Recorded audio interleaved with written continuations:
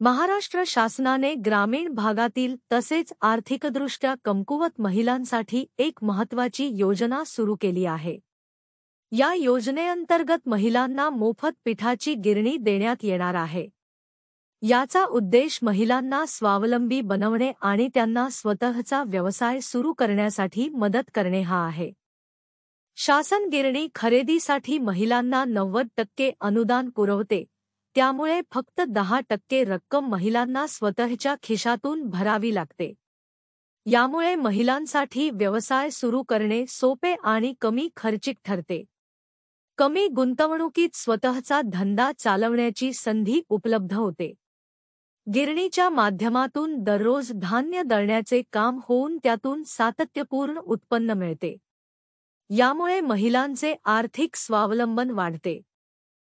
मोफत पिठाची गिरणी योजनासाठी पात्रता: महाराष्ट्रातील रहिवासी असावी। वय 18 ते 60 वर्षांच्या दरम्यान असावे। अनुसूचित जाती किंवा जमातीमधील असावी। वार्षिक उत्पन्न 1.2 लाखापेक्षा कमी असावे। बँक खाते असावे।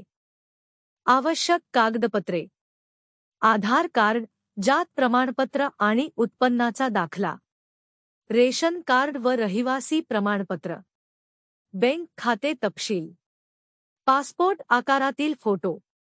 जर अर्जदार बीपीएल योजनेत समाविष्ट असेल तर बीपीएल कार्ड सादर करणे आवश्यक आहे। यासोबतच शासनमान्य विक्रेत्याचे कोटेशन जोडणे गरजेचे आहे।